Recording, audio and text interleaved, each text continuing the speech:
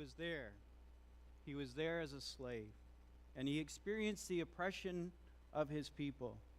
He was there, and he witnessed firsthand all of the plagues. He was there when the Exodus finally happened and his people were liberated. He was there as they traveled through the wilderness. He was there to see God miraculously provide for his people. He was there as they approached the land that God had promised. He was there, and he was called upon to be one of the 12 men to spy out the land to see if it was fertile. His name is Caleb. We're in the middle of a series entitled All In, and the idea of the series that we're in is that each of us has the opportunity to know and to experience God in a greater way. And just thinking about that this week, I read an interesting study that there are two types of people in the world, and see if you agree with me, that there are those who are risk takers and there are those who like to play it safe. Now, I know at different times and in different circumstances, whether you are more one than the other will fluctuate. But I want you to think about that as we begin our time together. What type of person would you say that you are? Or maybe better yet, where on the spectrum would you fall? Are you a risk taker? Or do you like to play it safe in general? In fact, many today are playing it safe, aren't they? I mean, just consume any of the news media that you see in TV, on the internet, wherever it may be, and you'll be hit with at least half a dozen reasons why you should feel afraid, hunker down, and hope for the best. What are some of the messages that our society or the news media is telling us that we should be fearful of today? Just shout them out if you think of some. Terrorists, climate change. What's some other ones? Sorry? Phone scams, yeah. The economy, absolutely. And I have some of those down here on my list. And the reality of the situation that we live in, or the culture that we live in, is that there is an increasingly fearful, anxiety-led world out there. And a lot of people kind of buy into that, and for good reason in some cases, and they want to withdraw and they want to play it safe. But then there are those who would consider themselves maybe on the other end of the spectrum, and they're more risk takers. These are the people who have refused to buy into the fears that have driven so many people to settle and to play it safe and to make excuses and to eternally procrastinate. They are the people who have consciously chosen to look past all the overly cautious hype and take risks, because they know that something more important is at stake, and that is actually living their lives. So where would you say that you are this morning? Are you a risk taker, or do you like to play it safe? And again, maybe you would say that you're neither to one extreme or the other, as was mentioned, that at any given time and in any given situation, maybe you would lean more towards one or the other.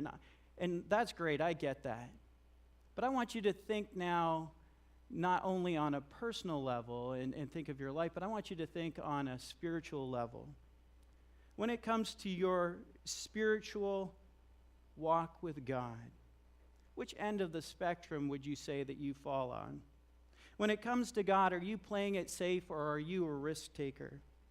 And do you realize that in order to go all in with God, to experience Him in a greater way, that you will need to be a bit of a risk taker? That playing it safe will do more to hinder than to foster your walk with God. But you say, well, why? Why would I want to move from playing it safe to being more of a risk taker? Why would I want to go all in with God? And that's a good question, and I had to wrestle with that this week and think it through. Well, the answer is simple, and it has to do with benefits. All of us like benefits, don't we? We like to know why we're doing something and the benefit of doing it.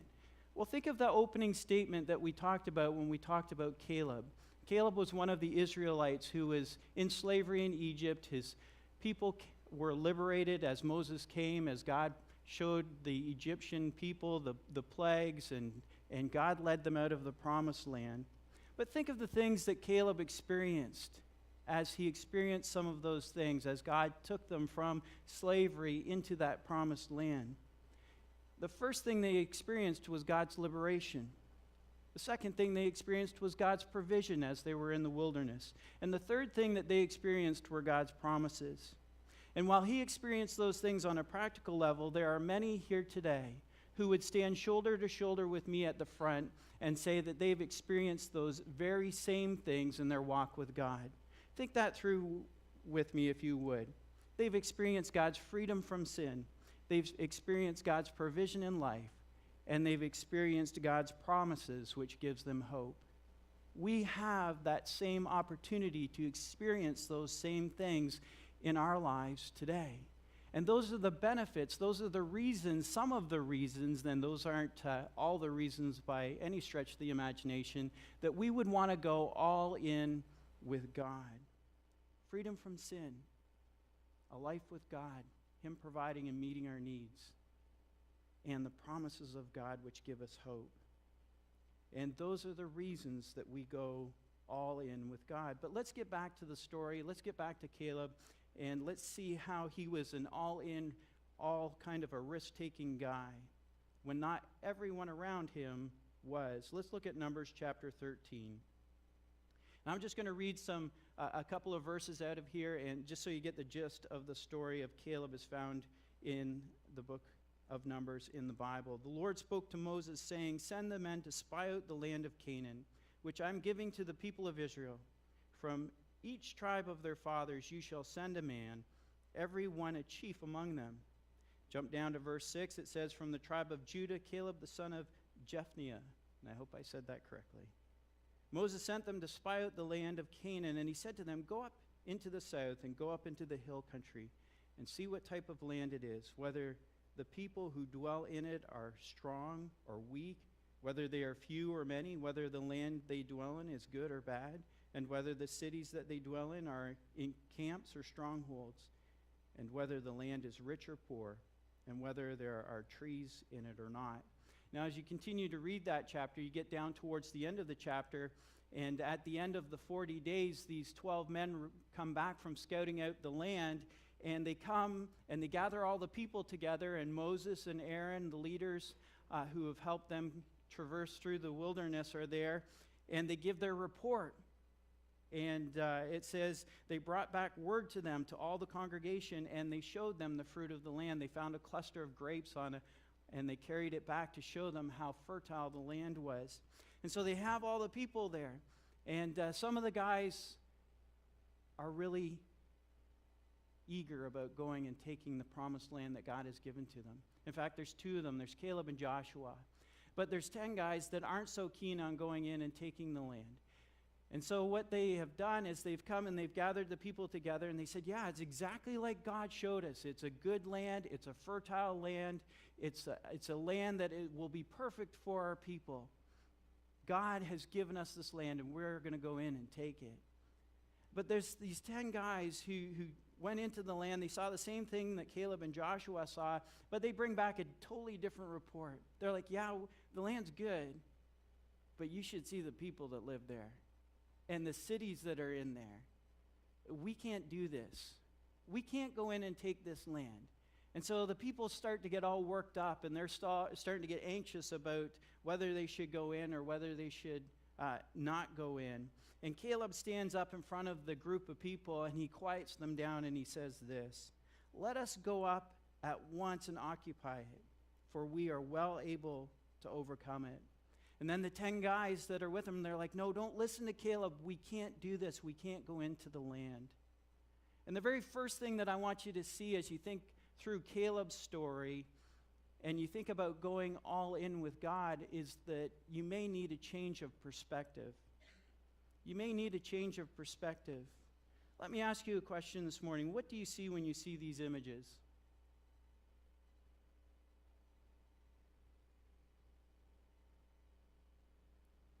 Do you see frustration? Do you see a waste of time? Or do you see a challenge and an opportunity and to learn and to experience something new? You see, it's a matter of perspective, isn't it? What do you see now?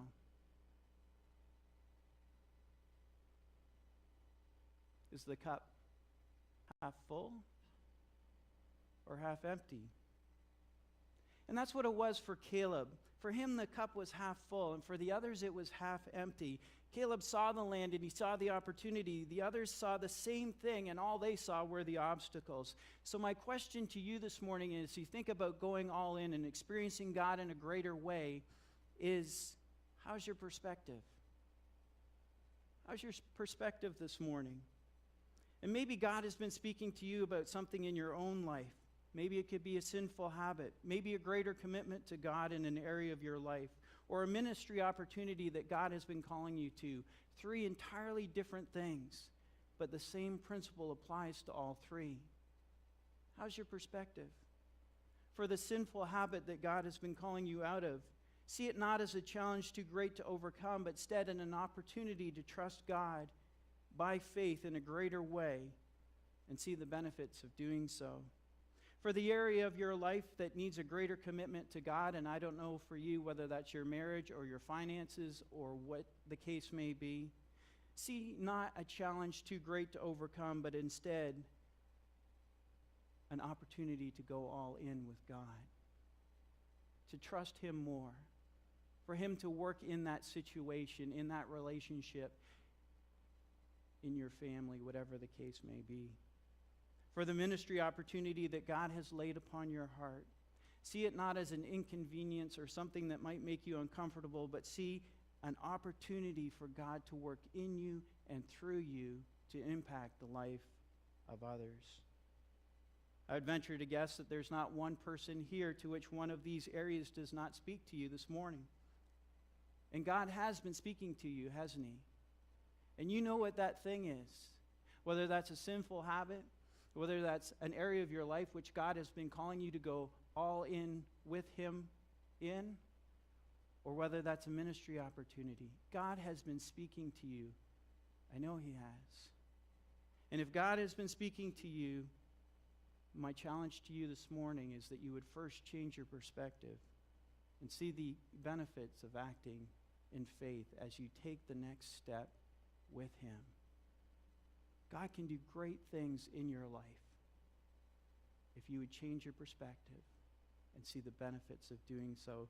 The second thing that I would suggest to you this morning is that you need to simply make a choice. The only way that you will truly go all in with God is by choosing to do so. In fact, when it comes to risk-taking or playing it safe, for some, a choice has already been made. In the book that we've been reading, there is this quote, "Indecision is a decision, and inaction is an action." So whether you decide to go all in with God in a greater way or not, you are making a choice. The question that you need to ask yourself is this: are you comfortable with the choice that has been made? And we're going to look at Caleb and see what his story has to say to that. Numbers chapter 14. Then all the congregation, so this meeting has come, they've gathered all the people together, they've given their report, and this is what happens following. Then all the congregation raised a loud cry, and the people wept that night. And the people of Israel grumbled against Moses and Aaron. The whole congregation said to them, "Would that we had died in the land of Egypt, or that we had died in this wilderness. Why is the Lord bringing us into this land to fall by the sword? Our wives and our little ones will become prey. Would it not be better for us to go back to Egypt?"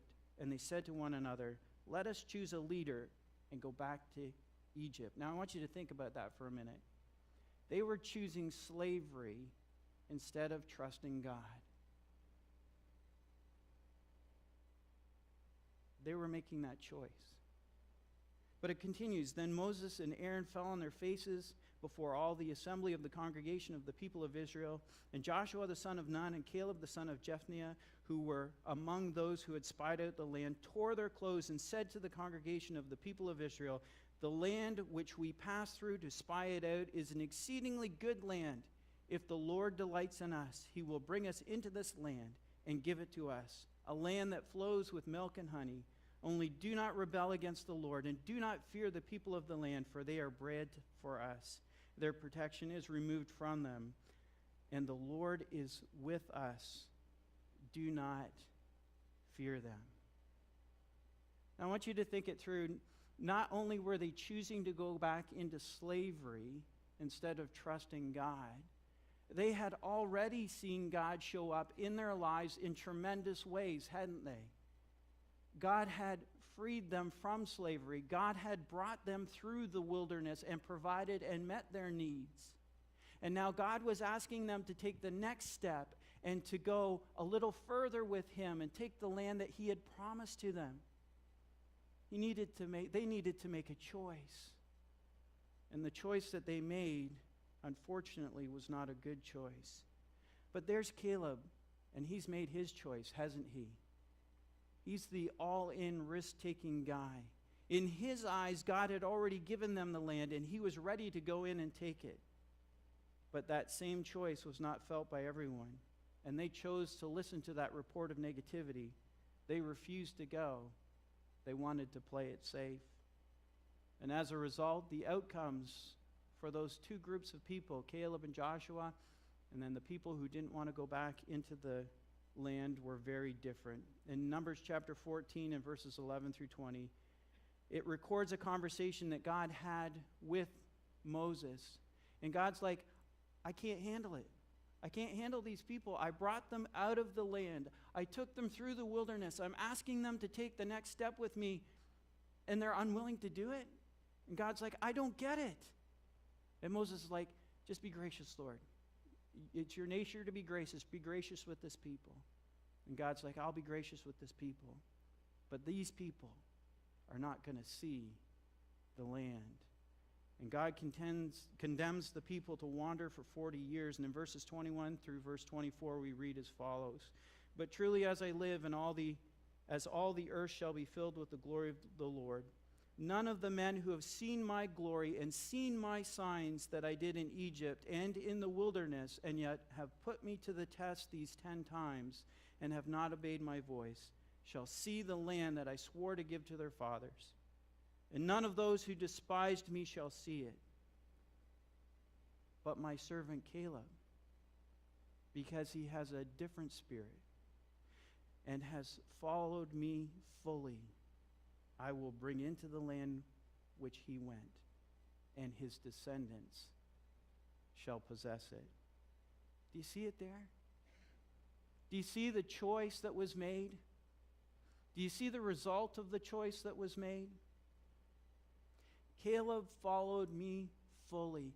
Caleb was willing to go and take the next step with God, and as a result, God showed up for Caleb in a big way. God honored that choice. And I don't know where you're at this morning. Maybe you found yourself wandering in the wilderness spiritually.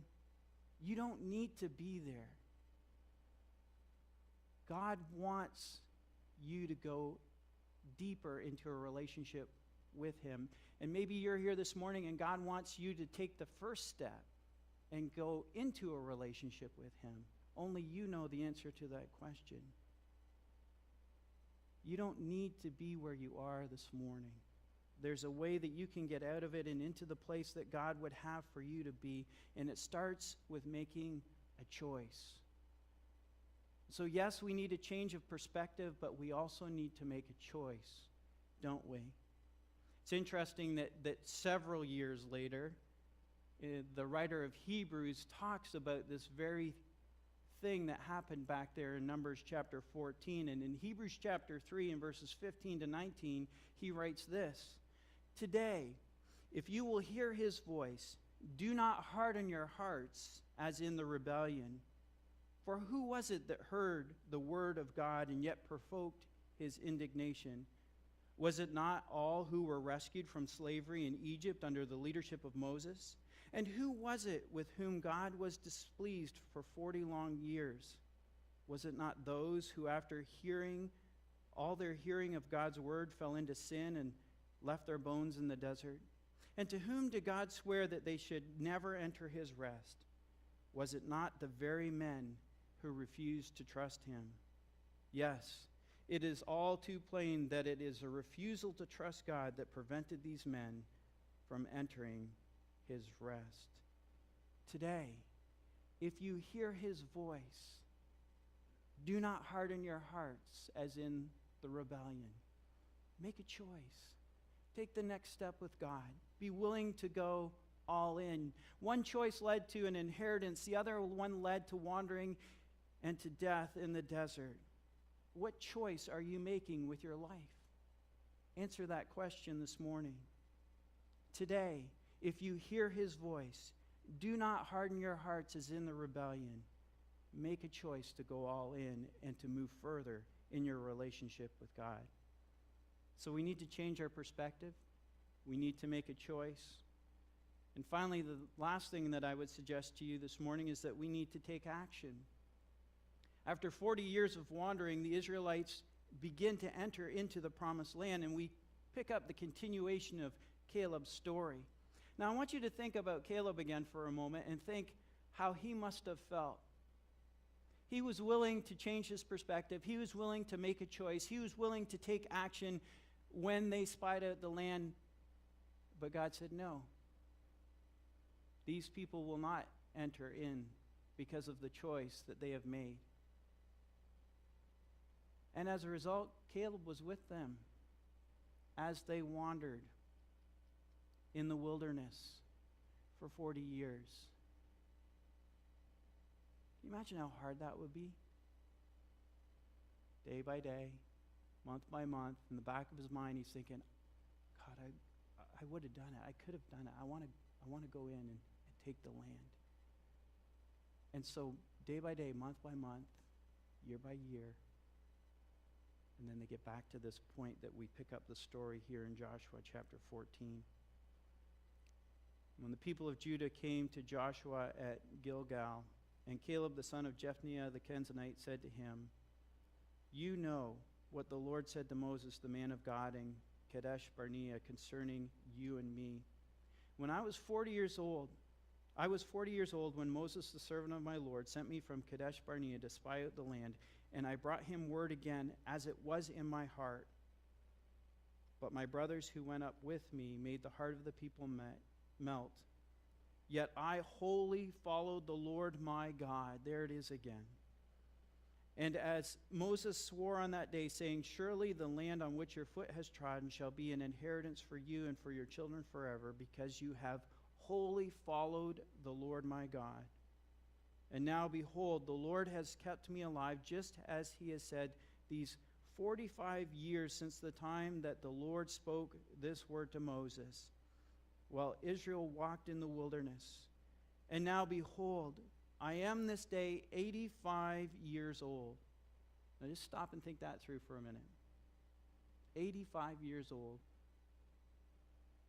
I am still as strong today as I was in the day that Moses sent me. My strength now as my strength was then, for war and for going and coming. So now give me this hill country of which the Lord spoke of on that day. For you heard on that day how the Anakim were there, and with great and fortified cities. It may be that the Lord will be with me, and I shall drive them out, just as the Lord said. Then Joshua blessed him, and he gave Hebron to Caleb, the son of Jephunneh, for an inheritance. Therefore Hebron became the inheritance of Caleb, the son of Jephunneh, the Kenizzite, to this day. Why? Because he wholly followed the Lord, the God of Israel. Isn't it amazing that he gets through that wilderness experience, gets to the land, spies it out, goes back into the wilderness, gets to the edge of the land again, and he's ready. He's like, I've been waiting for this day for so long. I'm ready to go and take that hill country. You see, Caleb just didn't have a proper perspective or make the choice to fully follow God. He took action. He was ready to do it. His faith then was just as strong in the promises of God as the day that he returned from spying out the land. It was time to stop talking about it, and it was time to start to go and to do it. And there are some of you here today who find yourself in that same situation. And maybe you have had a change of perspective, and maybe you have made a choice. now's the time for you to take some action, to take the next step, to go a little further with God. And again, whether that's a sinful habit or whether that's a commitment to God in a greater way in an area of your life that God has been speaking to you about, or whether that's serving Him in a ministry opportunity that God has laid upon your heart, you know that.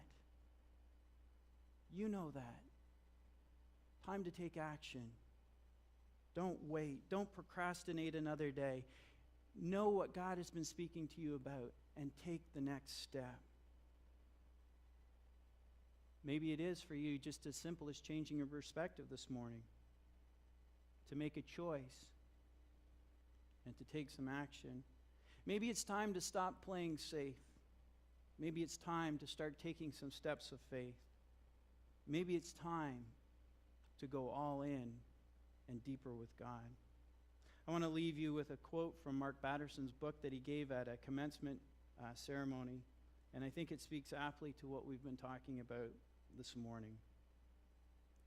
Quit living as if the purpose of life is to arrive safely at death.